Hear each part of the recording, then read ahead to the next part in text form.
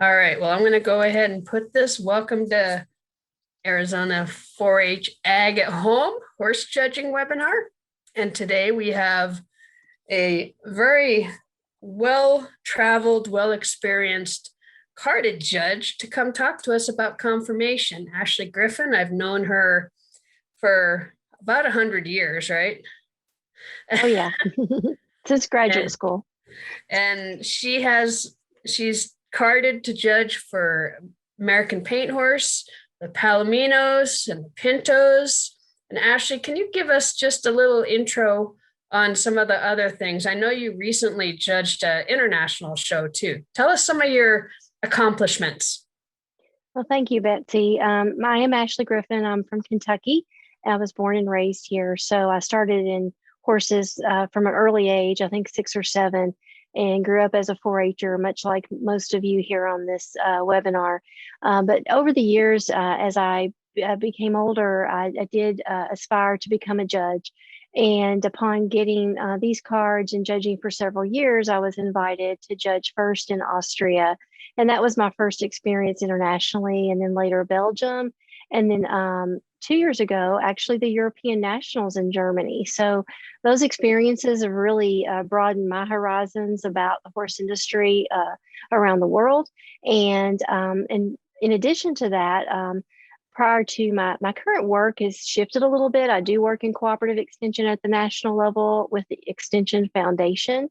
However, I actually began as a horse extension associate in Kentucky, and I ran the 4-H youth horse program because, again, that was my love. Those are my roots. And in doing that, I had the honor of coaching a few horse judging teams for Kentucky, and we were very lucky to have teams that I've coached winning the Quarter Horse Congress, high individual a different year at the All American Quarter Horse Congress. And then even later, I had a team that won the Arabian Nationals. So, I have a variety of experience, but I really don't get to talk to people as much in my current work about horse judging. And so I'm real excited to do that here with you all today. All right. Well, we've got just a quick couple slides here to go through the details and housekeeping. Most of you have been here, done that, so it'll be quick. Webinar etiquette. Of course, you're all muted and don't have a camera since it's webinar, but we have the chat box, we have the Q&A box, and if it's a question for Ashley, then it would be in the Q&A. If it's something responding to a chat question, like, for example, introducing yourself, taking a minute to type hello and mention any judging experience you have. Even if it was long ago, that's the first question I put in the chat. So let's see some interaction there. And then, of course, always polite and respectful. And we will have this recording available later. And then we always have the if you behave bad, you can be removed. But we haven't had to do that yet. So that's good. And I know that there's several of you that are already qualified for the Earn and Learn. We've got the design at the printer, and we will be ordering shirts once we get that back from the printer. And you will be seeing some shirts if you've attended 5 or more of these webinars live, and we'll go from there. So you still can. There's 3 left, this one and 2 more.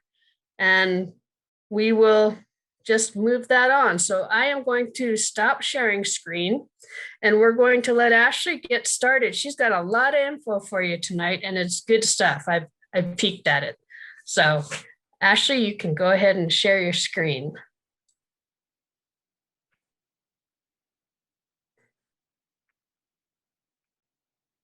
All right. Well, thank you so much, Betsy. And I'm thinking, ooh, I wish I had one of those shirts coming to me, but Oh, just a hint. you will. You will. You're a So, speaker, you will. okay, awesome, awesome. I really horse judging is something that, if you've experienced it before, if you've done this before, please share that in the chat so I kind of get an idea if you've judged horses or livestock or anything. I think that's really helpful to know. But I always start with talking about how to actually take your notes. And so that we don't spend much time on this today, there is a video link that I prepared for a series that we did in Kentucky last year when COVID-19 first hit and everyone was truly homebound. And so that particular walkthrough on how to use and take your notes, I think really goes into the details that you would need to do a good job at an event, at a contest. And Betsy's sharing that link. Thank you, Betsy. But in general, you need a spiral notebook. And even the diagram I show on the screen is the type of notebook I'd like you to have. And the reason for that is described in that video so that you can flip and flop it in such a way that the seniors who potentially would be giving oral reasons later can have an easy way to take their notes during the class itself, but then have a way to see that and then write some notes to prepare for their oral reasons. And so that video describes that. You're going to want to not only list the back numbers, usually 1, 2, 3, 4, and then what you are seeing in those individuals on your notes, but also talk about, list what colors the horses are. Is it a mare? Is it a gelding? You're going to see a lot of mixed classes. And don't ever to write your placings on your notepad, because sometimes that does happen. Your contestants will write it on the card they turn in, but then they may not remember how they place the class. And so you may need that later. So again, I don't want to spend a lot of time on this, but there are some good tools of the trade that I have outlined in the video that's shared. So let's get right to the business of how do we evaluate a horse and why are we doing it in the first place? So sure, there's a 4-H contest. There's an opportunity for you to go and compete and see how you rank against other contestants, or even if you're a coach or you want your youth to do a really good job, or maybe you yourself want to aspire to be a judge. But what's the reason that we actually want to judge a horse's conformation?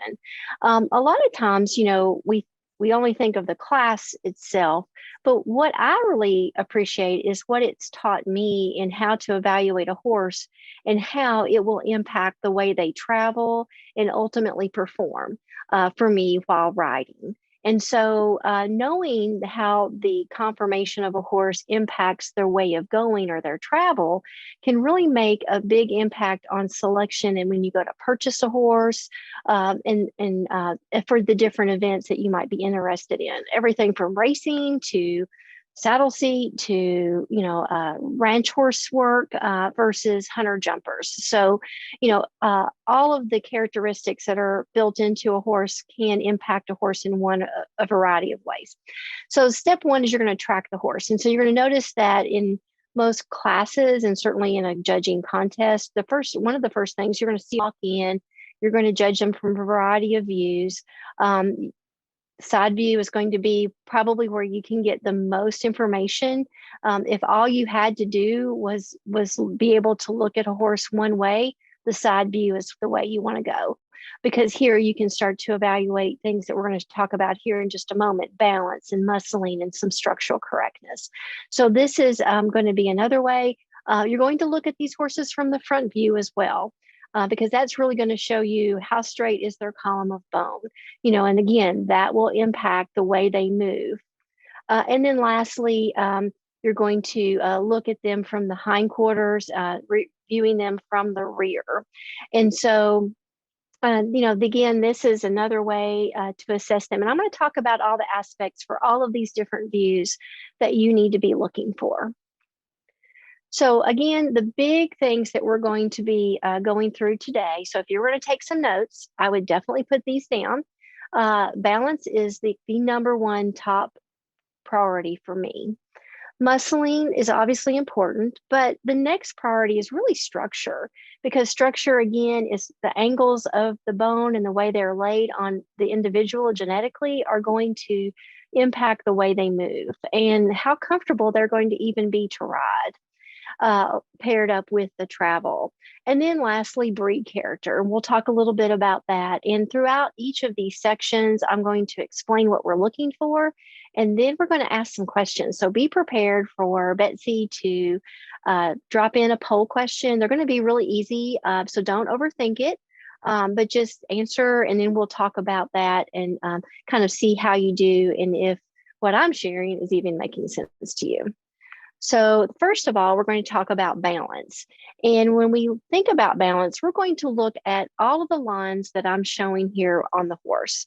We're going to think about the length of neck, the slope of shoulder, the shortness of the back as compared to a longer underline, the depth of the heart girth right at the top of the withers down to the horse's elbow, compared to the depth of the flank, and then of course the slope of the hip. So let's kind of break this down just a little bit more.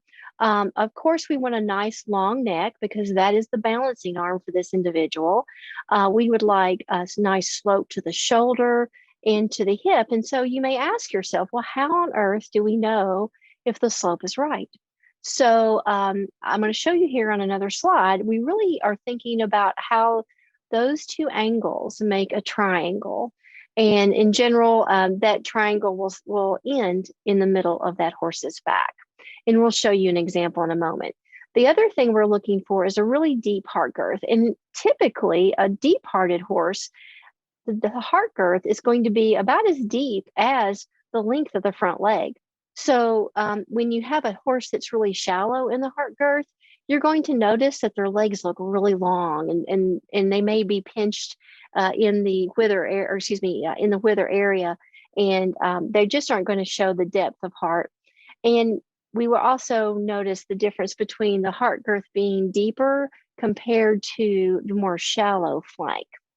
And then lastly, we want a really strong short back as compared to a longer underline. And as I talk to you today, I'm keeping it pretty simple, but these are the terms that the senior contestants in a horse judging contest could actually use in how they describe a horse. So kind of think about that, maybe jot some notes if you like something that I've said in terms of how to describe it. So here we go. Here are two examples of two horses. Obviously, one is balanced and one is extremely unbalanced. And you can notice that the balanced horse on my left, and it should be yours, when we make a triangle with the angle and slope of the shoulder and the hip, the top of that triangle hits just behind the withers or right in the middle of the horse's back for the most part. Whereas a horse that has a straighter shoulder and that particular peak of the triangle moves forward, as you can see on the pain horse here as shown. The other things that happen when that shoulder is really straight, this is where I wish we had audio open, and you can drop it in the chat, but which one of these horses do you think is going to have a longer, more fluid stride? The bay or the paint? Just somebody drop something in the chat. So Ashley, could you just use your mouse or hand there to show when you're talking about the angle of the shoulder, where they're measuring it from and to? So what's straight? Okay, I'm not sure if you can see my mouse. Can you see my mouse? Okay, yes. Great. I was doing that earlier and I didn't think it would be seen. Okay, very good. So we've got a vote for the bay. So yeah, so the slope of the shoulder here, and you can see with the yellow line, it's following that angle of the shoulder. And if you were in person with an animal, you could like feel that scapula and really determine where that shoulder truly is. And then that's what we're comparing that with the slope of the hip. Whereas the pain horse is a much straighter and shorter in its shoulder. And of course, there's other characteristics the pain horse has as well. It's got a much longer back. And anytime you have a long backed horse, you're going to tend to have a straighter shoulder. And then any horse that's fairly straight in the shoulder, I want you to carry your eye right down that horse's leg, because the angle of the pastern is most probably also very straight. And so all of the straightness that you see in this pain horse really is going to contribute to a rougher ride, because they're going to have a shorter stride in the front, and they are going to, just really be not as smooth because they have less angle in their joints, and there's not as much shock absorption available as what you would hear in, say, the bay on the screen. We're going to look at more of this. Here's another example again of that shorter back as compared to the longer underline. You can see the yellow horse here. The back is shorter than the underline, but there's not as much difference between the back and the underline. Sometimes we call these family horses because everyone on the family can ride on that long back. And it doesn't mean that the horse is not useful and productive. In fact, my daughter's walk trot paint mare is actually not the one you just saw on the screen before, but a different one. And she was an excellent mover, but she's really long and weak in the back. But for the purposes of the safety she provided to my young daughter, she was great. So again, we're talking about the ideal conformation. It doesn't mean that, if an animal has some of these faults that you need to sell them immediately, because they may be serving a wonderful purpose for you. So here are two horses. The thing that I want you to look at here that is also something that we want to think about in terms of balance is the levelness over the top line. So when you look at the horse over the withers to the top, the point of the hip, excuse me, not the point of the hip, but the point of the hip right above the flank, which one of these horses? And so Betsy, I think this is question 1. If you can deploy our poll, I'd like you to share which one of these horses do you think has the most level top line?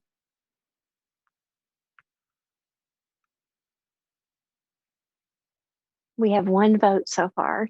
So be brave, it's okay. They're anonymous, and the Yeah, we panelists can't vote, so I can't vote. Okay, Darn, we got Betsy. 4 more people. Okay, we'll give them another moment. Be brave.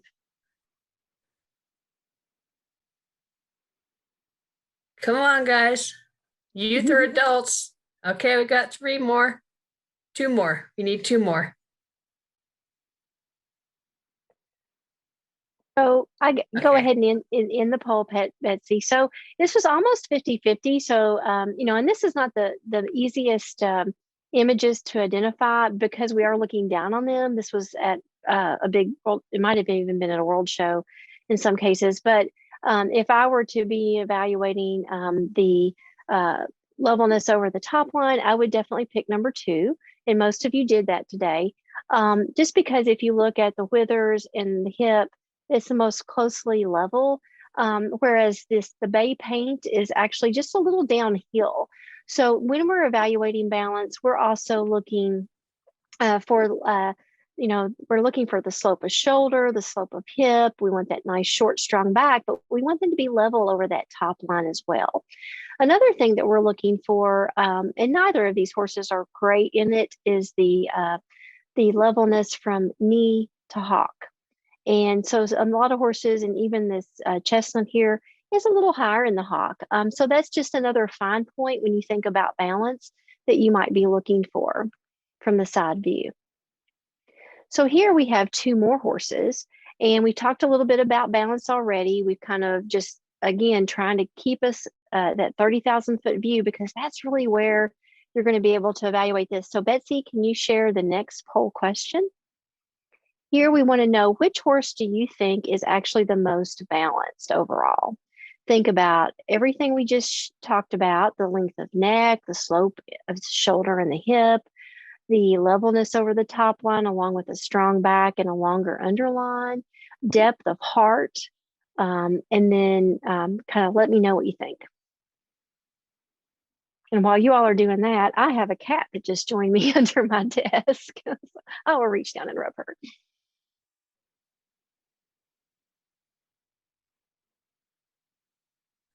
We got 6.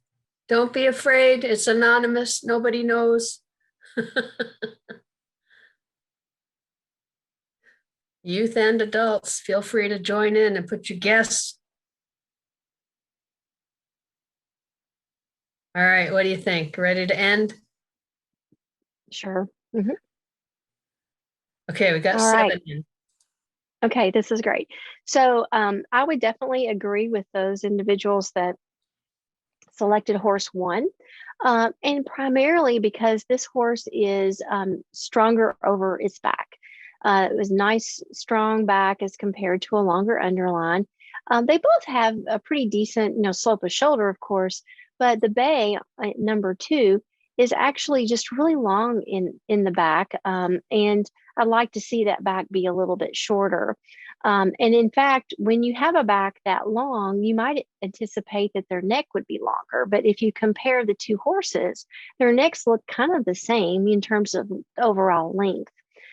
Some other things that we'll talk about when we move into quality and muscling and so forth are the neck and how it ties into the shoulder.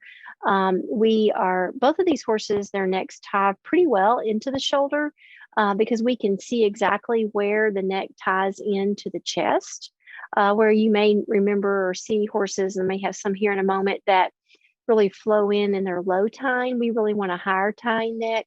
And a very clean throat latch as well, because that's going to present an overall picture for you. So Ash, just a quick question came up. If you back up one slide for one sec, that number 1 looks pretty chunky beyond muscling. Does that matter if they're overweight, or is that horse overweight? I think that's a wonderful observation. 1 is smoother. And I wouldn't say that 1 is overweight by any stretch, but if you look at, and I think sometimes it's really difficult in images because you can't see the depth perception that would be helpful. But if you look at 1's forearm, you're going to see some definition of muscling there. I think what you're seeing maybe is across its shoulder and across the barrel, moving into the hip, it looks really smooth.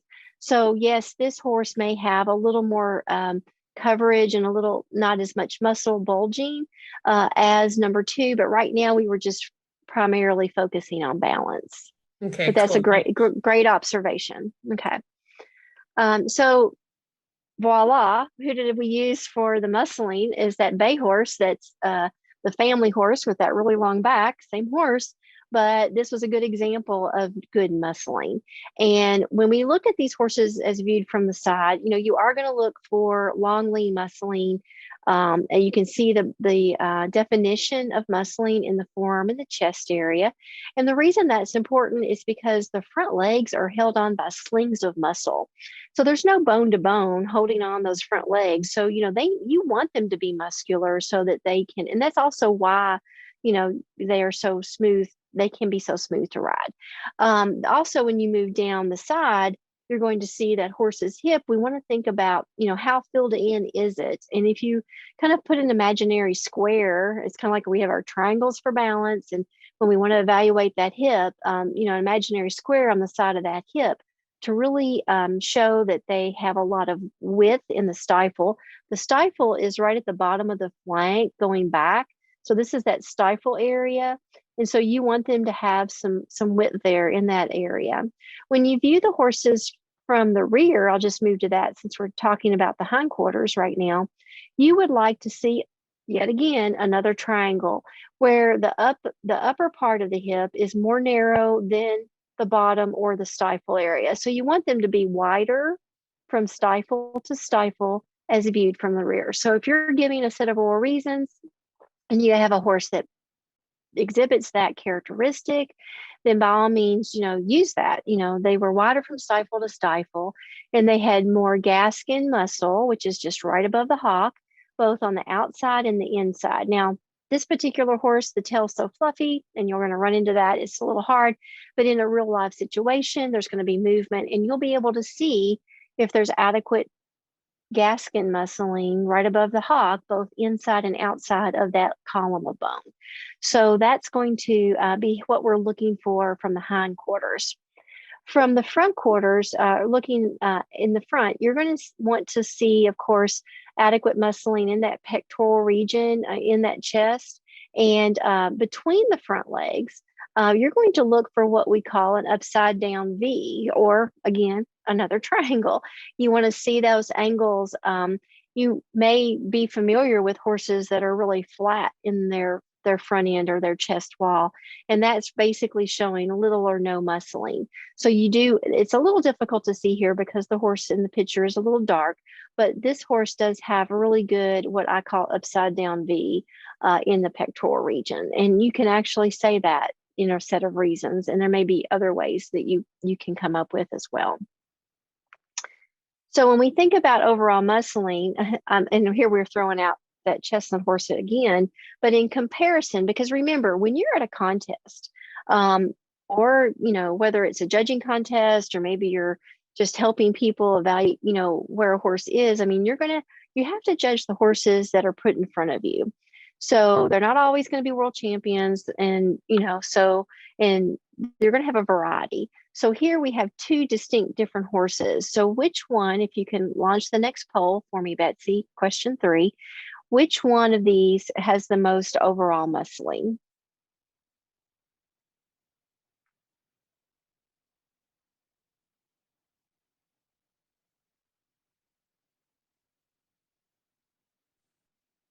Is that your little black square that's we're seeing a black square. Do you have a drop down or something? No, actually the poll just keeps going in front of my shared screen every time you launch it. I apologize. I'll move it. Okay, we got 7. That seems to be our vote. Yeah, that's great. Okay, so reveal the results. And it does that again to me. So yeah, so that's great. Most everyone selected horse 2, and that would be my pick here, primarily because even though we already identified that this horse may need more definition of muscling, that it actually does still show some definition of muscling in that forearm area. And we know we can actually see, a little bit of definition down the hip.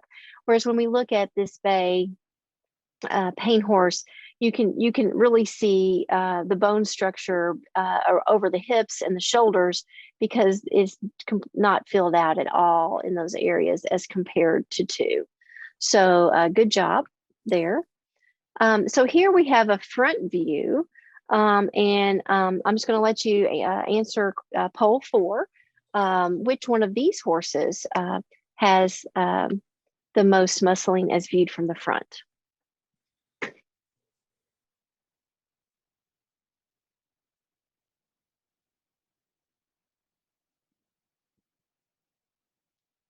All right, good job. You can reveal the results.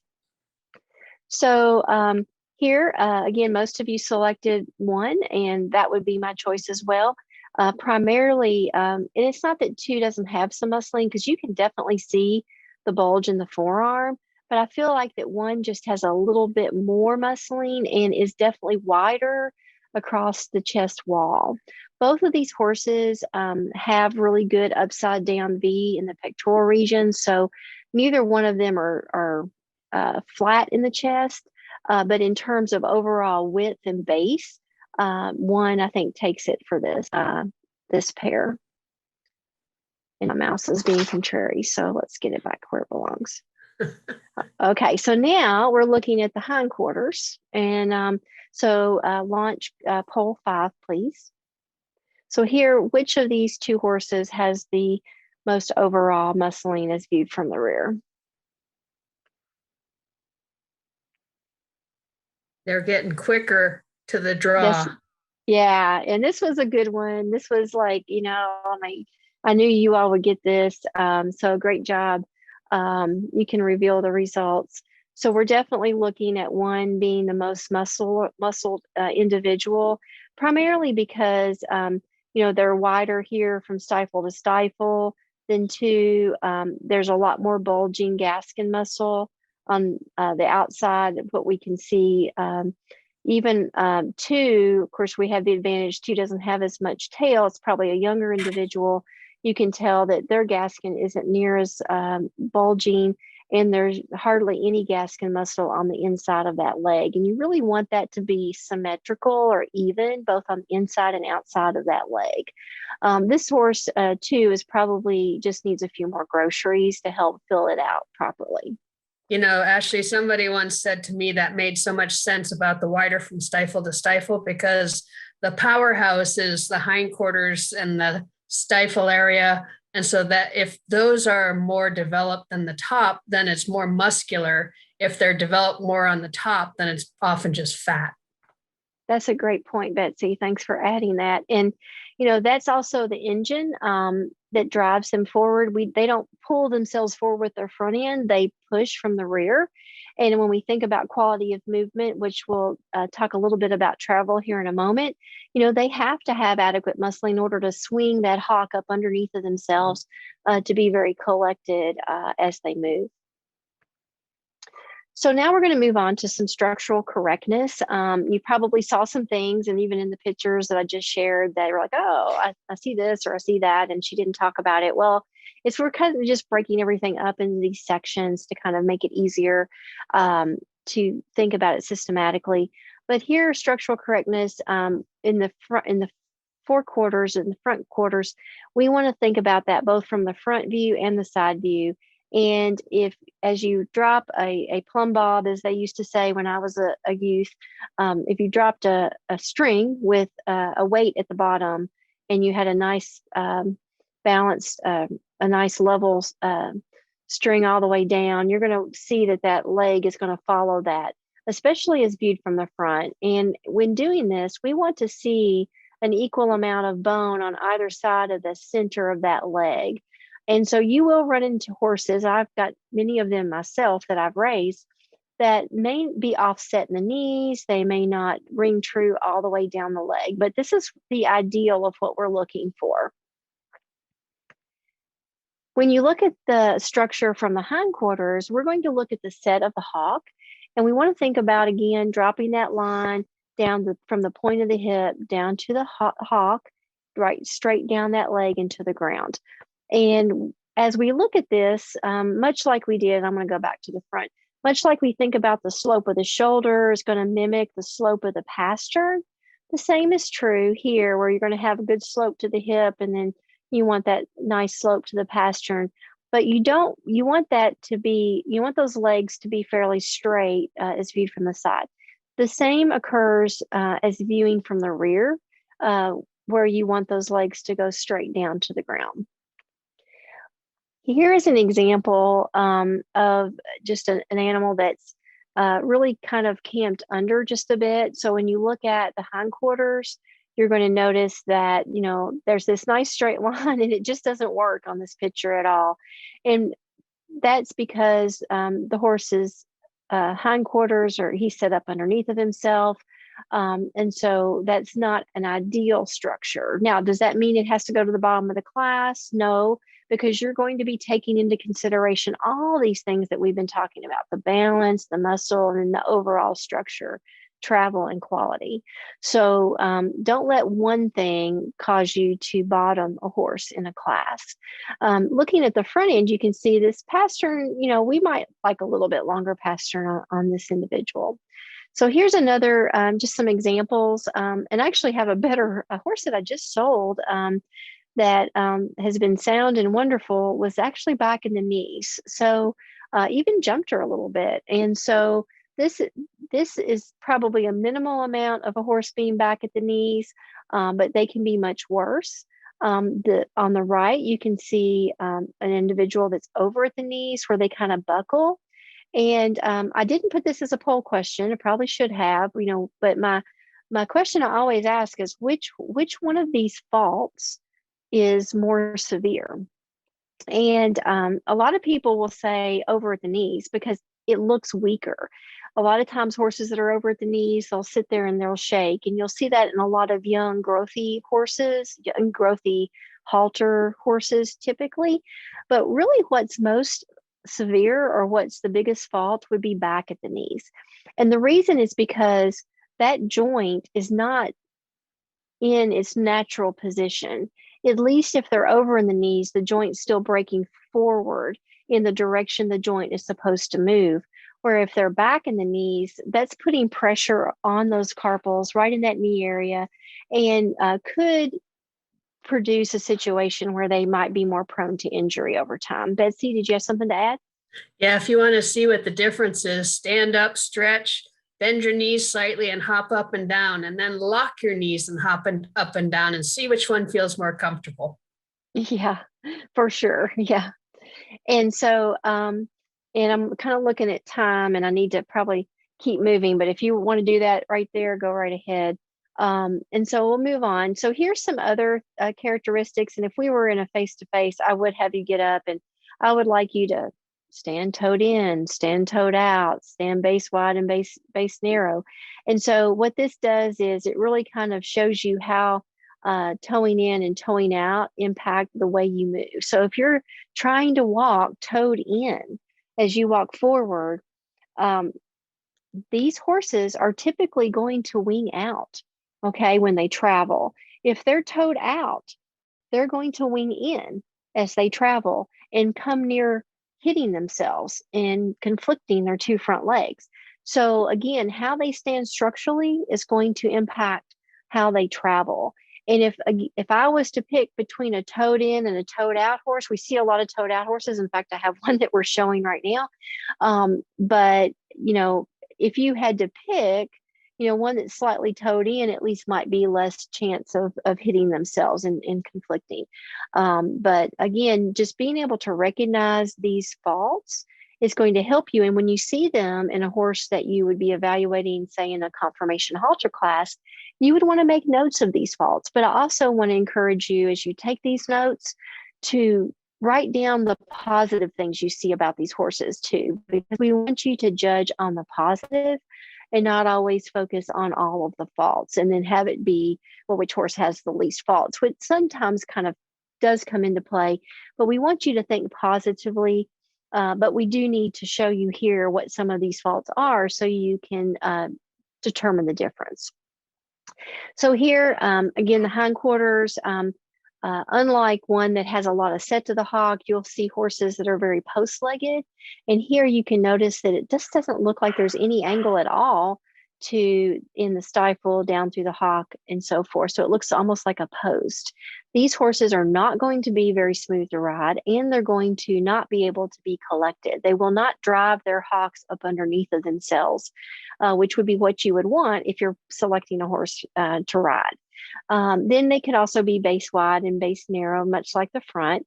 You'll see a lot of horses that are cow hocked as well, which means that their hocks are really closer than the base of their foot, and traditionally then they're going to toe out in the rear. So again, those are just some other faults that you would see. So here's another example of a horse. It's one of the ones we've already seen. You can see they're not straight in the hindquarters. They're a little bit, they're a little bit set under, maybe possibly even a little cow hocked if you look down here at the bottom of where the feet are placed on the ground. And so that would be not an ideal stance. And so what I want to do now, and we're going to see if this will work well, I've got 2 short videos to show you about gaits of horses and correctness of gaits. So we're going to watch those. I'm looking at my time, Betsy, and we're just a few minutes off, but I think we're good. So I'm going to go ahead and we're going to first watch the gaits of a horse. And I'm going to make that full screen and let me know if it's not coming through well. We'll skip over, and we are going to be sharing these links in the post-webinar recording information. So you can go back and watch them in more detail after this webinar. The nature of movement in the horse is referred to as way of going. The stride is the repeated limb coordination and placement pattern exhibited by the moving horse. It is the distance and/or time from when a particular foot leaves the ground until that foot again strikes the ground. The cyclic nature of horse motion is due to the fact that successive strides in a gait are similar. The gait describes a specific way of going with a specific sequence of limb movements that are repeated each stride with a regular cadence. For example, the walk, trot, and gallop have been classified as natural gaits because their pattern is distinct and they are commonly occurring. This classification is an oversimplification because horses have the ability to perform many gaits naturally. There have been over 167 symmetrical gaits described for the horse. Symmetrical gaits such as the walk, trot, and pace patterns on one side repeated on the other side half a stride later. In asymmetrical gaits such as the canter and gallop, the limb patterns on one side does not exactly repeat on the other side. The walk is the horse's most useful gait and has been termed the nearly ideal form of locomotion and the mother of all gaits because so many of the slow gaits are modifications of the walk. The walk is characterized by 4 separate and distinct beats. Each foot is placed in a regular 1, 2, 3, 4 cadence.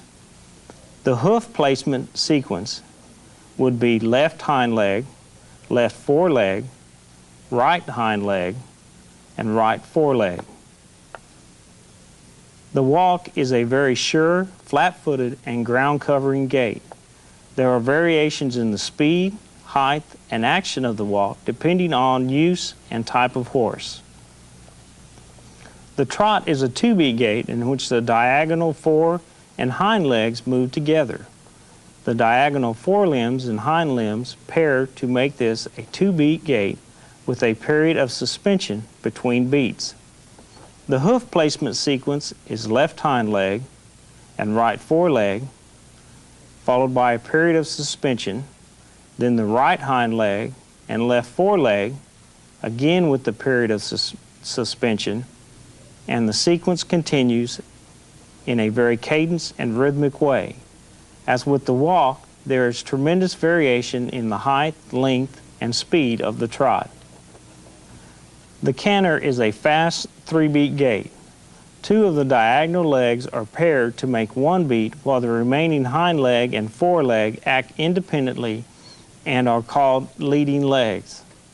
Therefore, at the canter and gallop, the horse can be in either a left or right lead. The 3-beat hoof sequence for the right lead would be left hind leg, right hind leg and left foreleg, right foreleg, followed by a moment of suspension, and the beat repeats itself in a regular 1, 2, 3 pause, 1, 2, 3 cadence. The left lead canter will have the same cadence and beat count as the right lead canter, but a different hoof placement sequence. On the left lead canter, the right hind leg will hit first, followed by the left hind leg and right foreleg. Then the leading left foreleg hits the ground, followed by a moment of suspension. When cantering in a straight line, the horse may occasionally change leads to keep from tiring. However, when the horse turns to the left, it will be more stable in the left lead. When the horse turns to the right lead will be the correct lead. The gallop is the fastest gait of the horse. It is an extended canter that results in a 4-beat gait. The middle diagonal beat of the canter is extended to 2 beats because the hind foot will hit the ground slightly ahead of the diagonal forefoot. The cadence of the gallop is 1, 2, 3, 4.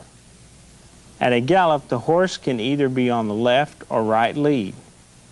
The hoof sequence for the right lead gallop would be left hind leg, right hind leg, left foreleg, and right foreleg, followed by a period of suspension where the horse is literally flying through the air. As a point of review, the natural gaits were the walk, a slow, flat-footed 4-beat gait, the trot, a very cadenced 2-beat diagonal gait, the canter, a very rhythmic 3-beat gait, and the gallop, the fastest gait of the horse, 4 beats with a period of suspension.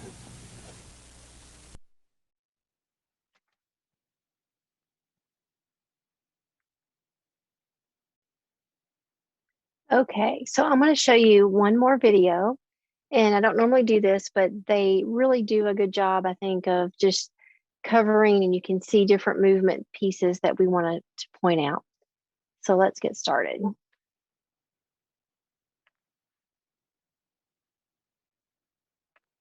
All gaits have different degrees of quality.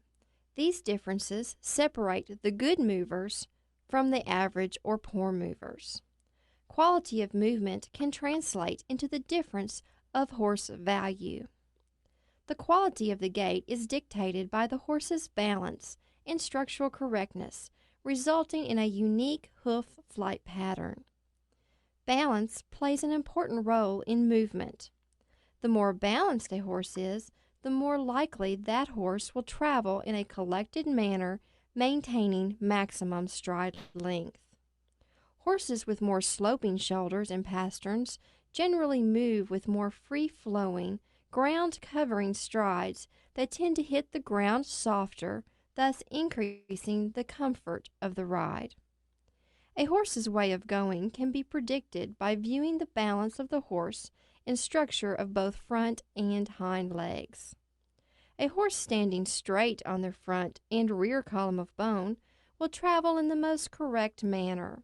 As the horse walks toward you, the hooves travel in a straight line, resulting in little chance of interference among the horse's legs or hooves, thus reducing the horse's risk of injury. Horses with correct leg conformation will step further up underneath themselves with their hind legs. Deviations in bone structure can predispose horses to less than perfect travel. Horses that stand base wide or toed out travel in inward arcs called winging or dishing. As the horse walks to or away from you, the flight of the hooves travel inwardly. Winging can be potentially serious because if the condition is severe enough, interference between the supporting and striding legs and feet may occur. When horses stand base narrow or toed in, they generally travel in wide outward arcs, referred to as paddling. As the horse travels to or away from you, the flight of the hooves travel outwardly. This conformation fault in movement is more noticeable because the legs move away from the horse's body. Although winging and paddling are common deviations in horse travel, winging is the more serious fault due to the potential for interference. In addition to evaluating trueness of stride through conformation, you can also observe length of stride. The stride is the distance between successive imprints of the same foot. Stride length is determined by viewing the horse from the side. When watching the horse move from the side, a horse should place their hind foot in the spot that the front foot left the ground. Length of stride is dictated by the slope of the horse's shoulder and pasterns. A horse with a more sloping shoulder and pastern will have more length of stride and hit the ground softer. The horse's softer gait is a result of the angle in the leg joints that absorb concussion during movement, resulting in a smoother ride. As the shoulder and pasterns become straighter, the horse loses his shock-absorbing capacity in the leg joints, resulting in a short, choppy, poor ground-covering stride. A horse with a straight shoulder and pasterns will have a rough, hard-hitting gait. Conversely, an extremely long, overreaching stride may lead to interference between the fore and rear feet and legs. When overreaching occurs, a horse may strike the sole of the front foot as it lifts off the ground with the toe or the hind foot. Generally, you hear a characteristic clicking when the horse forges. Pulling the horse's shoes off, bruising heels, scalping coronet bands, and possibly injuring the fetlock or flexor tendons can be results of forging. In addition to the hoof flight pattern and length of stride, softness of stride is also important. More correct horses tend to have a stride that hits the ground softer. In some cases, it appears that they even float or suspend in the air at the trot. When evaluating the smoothness of a horse's gait, notice the levelness and movement of the horse's top line or back. As this horse moves along, notice how smooth and level his croup is. A horse with less movement at the withers and croup gives a smoother, more comfortable ride. Notice how close the horse's feet stay to the ground and what a long ground-covering stride this horse has. There is no excessive movement in the knees or hocks, In comparison, this horse has a shorter stride, is not as level over his withers and croup, and has more knee and hock action, resulting in the hooves not staying as close to the ground. This horse is a poorer mover than the paint horse. It is a combination of balance and structural form that influences functional performance, hence the term form to function.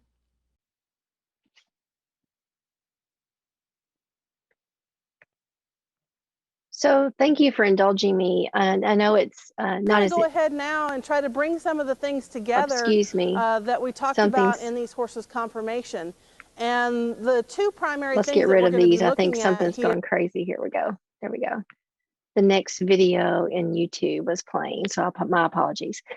So I do think that those videos really kind of explain what it's so difficult to do, especially through a webinar if you're not in person with horses, live horses, is really how the structure and the balance really impacts, you know, how the way of going of an individual. And so when we think back to the paint horse that you just saw in the last video, that horse really had not, he was broke to ride, but hadn't done a lot. But we actually, I started riding that horse, and this has been many, many years ago. And he actually made it all the way to the APHA World Show in Hunter Under Saddle. He's 3/4 thoroughbred, and he just was an amazing mover in the arena. And but it was because of that natural stride he already had. And then once we began to work with him and develop his skills, you know, he was just an amazing animal to get to ride. So probably the best horse at the canter in the trot that I have had the honor to show. So, you know, looking at those types of things, I think really kind of gives you a prediction of what their potential is. Now, they still obviously have to have a good mind and have to be well trained to do those types of things. So when we look at the structure, we're going to kind of bring it back before we go on to the next topic. Let's think about the two horses that we have here. And if Betsy can launch poll 6, then I want you to share with me which horse you think has, you know, the best overall structure.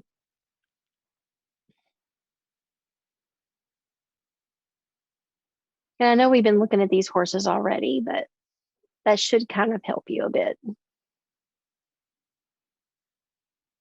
We're not talking balance, we're talking structure.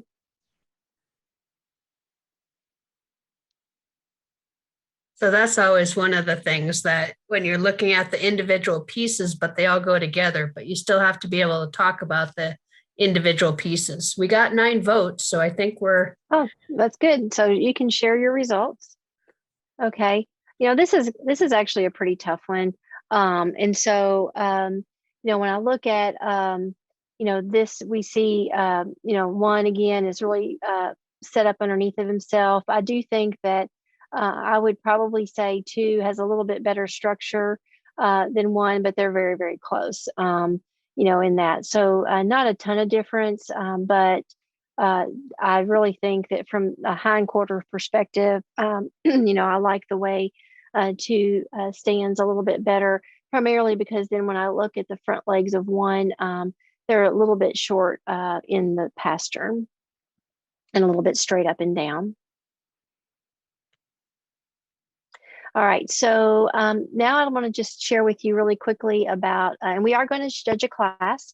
We have a class that we're going to judge here in just a moment on the screen, just a side view for ease. And then if we have more time, I have a video class that we can also look at. So, but before we do, let's talk quickly about quality of breed characteristics and their gender, whether they're a mare or a gelding or a stallion. You know, you need to understand before you go into a judging contest, what's the ideal horse? What's that ideal for that breed?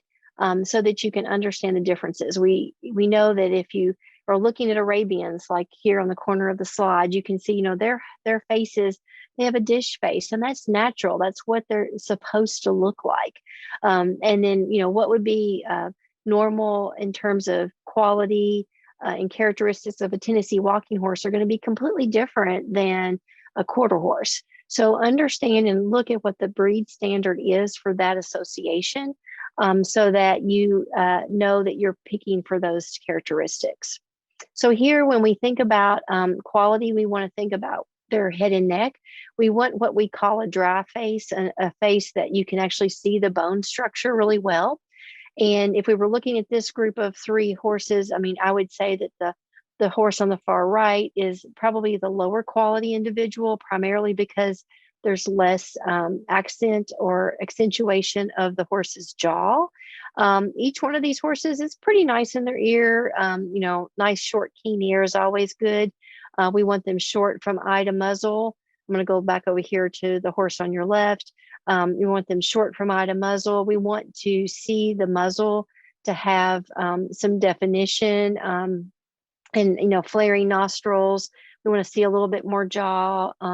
We want those eyes to be set wide on the head, and that's primarily for their vision. I mean, it's really just a biomechanics. We want them to be able to have the peripheral vision so that they're not as spooky. Horses that have the eyes set on the front of their face, which they are, you know, that can happen. They may tend to be more alarmed, you know, at things around them. So that really is part, not just quality in what we consider to be beauty, but also really functionality as to whether those horses are going to have a good mind and be easy to work around. So think about the breed character. Other pieces to this are really, you know, having a nice clean throat latch, you know, being just having overall quality down through the legs. We want to be able to see the structures of the legs. We don't want them to be really meaty and thick. We want to be able to see those things to show some quality. So here, really quick, poll 7. This question for you, and I didn't go into all the long details like I did structure about all of the faults that you could have in quality head. We'll talk about that here in a second. But tell me, which one of these horses is the highest quality?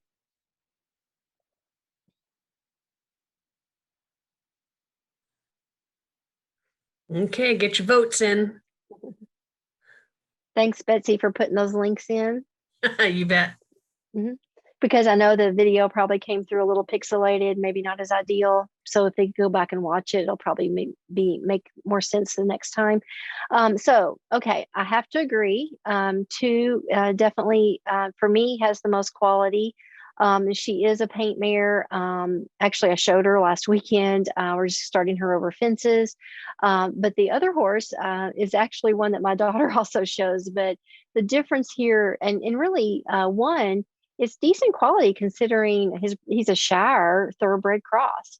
But you'll notice he's a little more rounded over the nose. We want to see a flatter bridge of nose. So you know, I won't say he's a really truly Roman nose, but his eyes set a little low on his head. He's not really pig-eyed, but he's getting close. He has a nice little ear, so that's the thing I would say about him. He also kind of mimics a previous picture where his jaw's not really big, but he's a good guy and he's wonderful. My daughter shows him in the middle 2-foot classes, and we wouldn't trade him for the world. But in terms of the overall quality, this mare on the right is certainly more feminine. Of course, he's a gelding and she's a mare, but she just shows a lot more quality around her head and neck overall. So good job. And you know, again, those are things to take into account. So before we're done pretty good. It's just now at the top of the hour. I'm going to let you look for a few moments at these 4 horses, some of which you've already seen, and we can talk about them, but we're not going to really worry about how we put them completely in their placings today, but more so, you know, I want you to pick out who your winner is. So if you want to go ahead and launch the poll, Betsy, we can put that to the side, and when they're done looking at them, then they can go ahead and mark their card for their top horse of this class. So that'll be poll 8. Oh, I just didn't push launch. I was like, yeah, it's up. Yeah.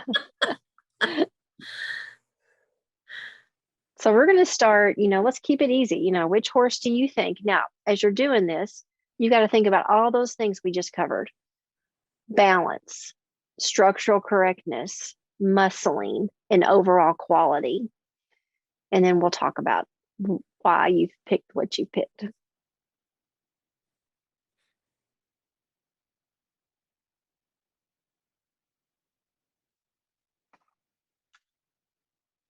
The picture gets blocked.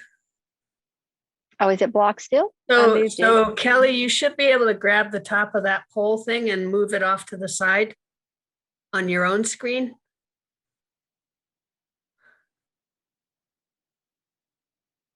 Tell me if you got that done. Just say good or something in the chat. If you just hold the left mouse button down on the top right next to polls, you should be able to move that around your screen. Okay, we got 7, 8, 9 people.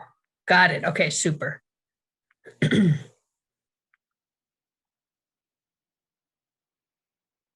So we're doing good. All right. I think there's only one left to vote if they want to. While you're looking and the others are finishing, just unless that's one of us, Betsy. Okay, so Sherry, if you have a question, if you want to put it in the chat, we can answer that. Yeah, go right ahead. You want me to end the polling? Sure. Okay, here's the results. Okay, so by far the majority has selected a horse 3, and I would completely agree. The gray paint is definitely the combination horse that has the most balance. You can see, and even though the view is not a perfect image, none of these are, but this horse has a really good slope of shoulder and hip, pretty deep in the heart, certainly has the muscling. We can see the muscling in the forearm and shoulders, as well as down the hindquarters and in the gaskin area. As viewed from the side, I really feel like that horse is standing probably the straightest in the hindquarters. If you drop that plumb bob from the point of the hip through the hock into the ground, nice and straight in that front leg. I love this horse's quality. If you notice, there's a much larger jaw here. This is a class of stallions, so you should expect them to show a lot of a more masculine characteristics as opposed to the feminine characteristics that you saw in my paint horse on the previous slide.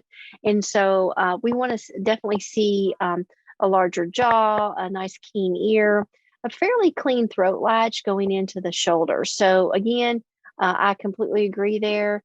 And then the close second in this class, I don't know if I won't say it's a close second. The cuts would be quite large between the first and second place individual, but that would be what the majority of the rest of you selected, which was horse 1. So the paint that looks a little like a belted Galloway, those of you who know your cattle breeds, this particular paint horse, it still has some good balance, really high in the withers. We didn't talk about that, but I mean, I want my hunter horses to be really high in the withers because it's going to increase their length of stride. And so, fairly clean thread, not near as breed breed character in the head, but does show some muscling throughout, maybe could be a little deeper in the heart girth. And structurally, this one horse is probably a little over in the knees and a little camped under in the rear as well. And then it's easy to say that horse 2 and 4 are at the bottom of the class. And I would, put 2 on the very bottoms, primarily because it looks and appears as though 2 has the least amount of muscling. It's the straightest shoulder. And one of the things we didn't spend a lot of time talking about is, again, where that neck ties into the shoulder. If you look at 2, that neck is tying in really low into that chest, whereas 4 ties in a little higher where we would like to see it. So if we were placing this particular class all the way out, it would be 3, 1, 4, 2, and with cuts of 3, 5, and 1. And what that means is that you really need to get the 2 pairs. You have a top pair, 3 and 1, who are going to definitely be on the top, and then you have the bottom pair in 2 and 4. And then if you notice, because of the 1 point cut on the bottom, that means that you could easily switch these 2 horses. So if you did as you thought about the tire and the entire placing really quickly, and I know we just used a short amount of time, you would have only lost 1 point out of 50. So you would have scored a 49 on that class. Whereas if you had swapped the top pair, so those of you who liked 1/3, you would have lost 3 points because of this cut number 3. So you would have helped me with my math, but 47 would have been your score out of 50. So that kind of is a quick. Now, when you start to mix your top pair in this case versus your bottom pair, then the numbers start adding in multiplicity, especially since there's that 5-point cut in the middle. And I'm not going to go into more detail about how to score your placings, but I hope this helps just a little bit. Can you just do a quick what the cut range 1 to 7 and how? So just for someone that's not ever heard of cuts, just real simple. Not sure. So I forget how many total combinations of just 4 animals, for any judging, whether it's any livestock or horses. There's a lot. It's 50 some odd, I think. It's been a while since I had to tabulate a contest. And so in doing that, you've got all those combinations. And so the cuts are really the degree of difference between the first place horse and the second place horse, the second and the third, and the third and the fourth. So the higher the cut, and like Betsy said, usually you only go up to 6 or 7 because that's like a ginormous cut. That means that there's more difference between that pair of horses, meaning that if you switch them, then you're going to lose more points. And the top score that you can get mathematically is 50. So every time you switch horses, then that's going to reduce the points based on the cuts that the official judges have placed on the class. So here we can see that, again, a 3-point cut is not huge, but it's still significant. So the judges really felt in this case that the gray paint should go on top. But they still felt that both the first and second place horse here, 3 and 1, were so much better than 4 and 2. They went with a much bigger cut in the middle, which was 5. And in fact, I could almost argue it could be more. But I will say 1 is still, 1 has a lot of better characteristics than 4 and 2, but that's helping kind of keep them in those pairs. So when you're judging classes, you're going to typically find if you can walk you want to stand as far away from the horses as you can in that judging competition and still see. I'm short, so I was always struggling to see, but still get far enough away, even as a collegiate judger.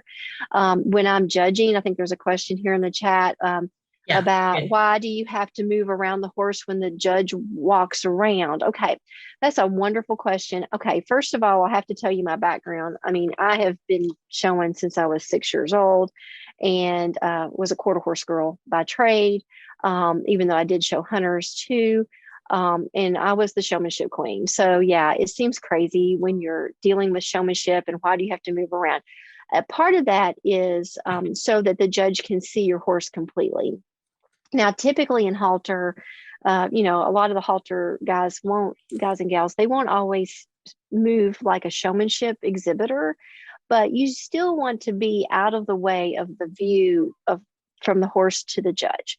And you won't necessarily have that happen during these judging contests because you have a lot of volunteers leading these horses. So they'll probably stay put for the most part. But, I think just being able to make sure that you want to make sure that your horse is seen and seen well. And if you might be obstructing the view of the judge from the horse, then moving to the other side is a good showing strategy. Any other questions? If there's not, I do have a video halter class we could share if people are willing to stay on for a little bit longer, but that's totally up to you all. Well, so first, let's just go ahead and do a couple things. So Ashley Wright, our question wrangler of the century, is going to put in has already just put in a link to the survey that many of you are familiar with. If we certainly want to go ahead and make sure we thank Ashley Griffin. She's on here at 10 o'clock at night to help us because she's back east in Kentucky. So we are so thankful that you came on here. And if you could just drop in the chat something that you learned just real quick for Ashley's purpose, because she, the webinar, or you'll answer the evaluation later, but something that she might have helped you understand a little bit better. And then those that want to stay, we can, it's only 7 o'clock here, it's 10 o'clock there. So, but go ahead and drop something in the chat, and then we can do you said you have a halter class? Mm-hmm. Yeah, the video is about 4 minutes or so, and we can watch that and then maybe just briefly talk about it if you want. Okay, perfect. Go for it. All right. Okay. I'm going to go ahead and call it up, and thanks everyone. And if there's something that you didn't make sense to you, please share that too, because I know I'm trying to do this really quickly. Many times we'll spend, hours just talking about conformation and the different types of horses and the differences that you might see. And so, doing this in a nutshell can be difficult, and I may be glossing over things I shouldn't. So I'm going to go ahead and start the video. And we'll let it play through. I would encourage you, if you can, grab a notepad if you want to, if you haven't already, and take a few notes and just focus about the big things. Focus on balance, focus on muscling and structure and overall quality, and let's see how you do. So it should start here in just a second. Here we go. And it's a little jerky on my end, so if it's not smooth enough, Betsy, we can forget it. But this video, yeah, you can talk through it here. It's yeah, just trying to. Well, I mean, it's trying to wind up, but if you want to talk about it, you can. Okay, so let's just talk. So when you're in a contest, typically, well, if you're in a regular horse show, they're going to walk to the judge, and then they're going to trot past this cone, and then they're going to make that 90-degree turn and keep on trotting so that the judge can see them trot from the side view, which that's required so you can determine if the horse is sound or unsound. One of the things that I did not mention is the fact that if you're in a judging contest situation as a 4-H exhibitor, all horses are sound, and all tack and attire is legal usually for all of those contests. So we may just have to bear with us. Once it gets to the side, you'll still be able to see better. It's just for some reason taking a moment to come in. So, this is when I get my first impression as they travel and track in. And sometimes what I'll do, especially in larger classes where there's like 20 or 30 or 50, is that I will start to rank them right away, not in detail, but I will give them a plus, a 0, or a minus. So those individuals that move nice, that on the move look like they have good balance, and they hit the ground soft, and they have good cadence at the trot, I'm going to give them a plus. And they have nice, some muscling that I can see. You can really kind of see those great horses just pop out at you. If they're average, maybe they're balanced, but they don't have a lot of muscling. And I'm not even looking for the big bodybuilder horses, because again, I like performance horses. And again, it's balance and structure and way of movement are my priorities, but they still have to have, as Betsy mentioned earlier, really adequate muscling so that they can move. And so then if they're average, I give them a 0 by their number. And then if they're just, I can tell, oh gosh, they're hitting the ground, they're short strided, they're really rough, they have a straight shoulder, I automatically, give them a minus. And then that starts to sort them for myself. And especially if you're at a big state 4-H horse show and you have to give, Danish ribbons, the blues, reds, whites, or something of that nature, then that also helps me start to sort that out more rapidly. So here they've all tracked in. So this video part should be a little better. So here we've got a really nice side view. This horse, I'm just going to talk through it. Is that okay, Betsy? Since the video is not great. Absolutely, go for it. Okay, so this horse I'm really liking its overall quality. It's got a really nice clean throat latch. The The neck ties in nicely to the shoulders. Looks like he's very balanced, and it's not nice, short, level top line. And compared to the longer underline, I like to see the bulge of muscle in the forearm and the gaskin. So, I mean, this is a really nice little horse. Just really starting to like this one right off the bat. So as I'm going around it, just like that judge did, I'm probably going to give it a plus plus or plus plus plus, you know, because I don't want to forget this one. I'm going to have to make sure I don't leave them off my card. So then I'm going on to the second horse. So I've got this standard already, and I got lucky because horse number 1 came out strong here. But then I'm looking at this second horse. Okay, so this mare, she's kind of cute. She's definitely cleaning the throat latch. You know, not as muscular, still fairly well balanced, just not showing the overall definition of muscling that mare 1 did. And this mare, I don't think, has the same quality head. It can be an optical illusion sometimes with paint horses, where you've got to really kind of look through the different color and those patterns. But if you look at this mare, you know, her jaw just is not as large, and she's just not as what I call dry or keen around her head and neck. So here we're moving to mare 3, and she is looking good to me as well. You know, she's a little higher quality, I think, around her face. Doesn't really matter. Here's a little longer. It's just for instance, but I don't even look at that.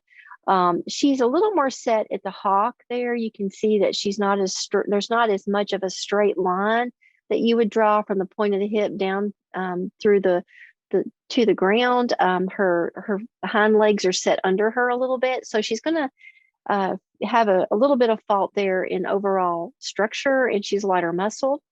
And then we move here to 4, and I think we've seen this mare. This may be some of the ones we screenshotted for some of the other slides that we saw, but again, we know that this mare's set underneath of herself. She's a little straight in that front pastern, but as far as her overall muscling and her head and neck and her overall quality, she's really pretty close to that first mare. So she looks a lot like that first mare.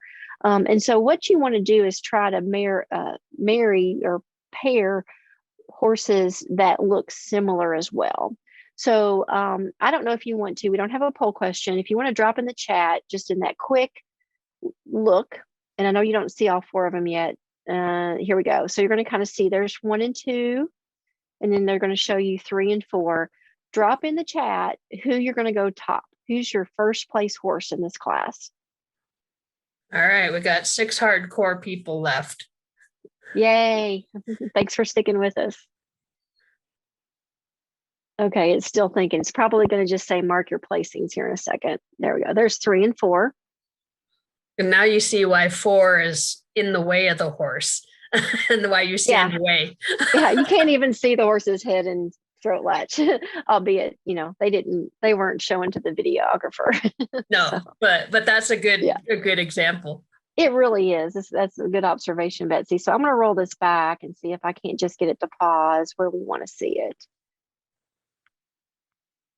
Okay, so let me pause it here. Okay. So good job, everybody. I mean, this is like, yay, you found the top horse. So definitely that little paint mare in the front, you know, she doesn't have a lot of white, but she is definitely the winner here in this group of 4. Because if you look at her, look how the balance from the side view, even from her muscle, how the front end looks like it matches the back end.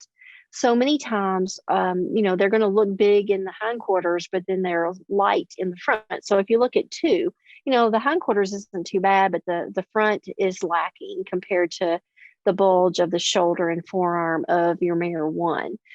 So I'm really excited, you know, that you all found 1 here. 2, you know, we already said lower quality head and neck, just lighter muscle throughout. Knee? And actually, I think you're right. She probably is. You know, that's the disadvantage of having these videos like this. But yeah, I think I would probably say that, Betsy. Good observation. And then if I move on here we go. You know, we've got our 4 horse, you know, maybe not as strong over the back as 1, but is more like 1 in terms of muscle pattern and so forth, and higher quality in the head and neck when the exhibitor isn't blocking it. So let's see if we can fix that.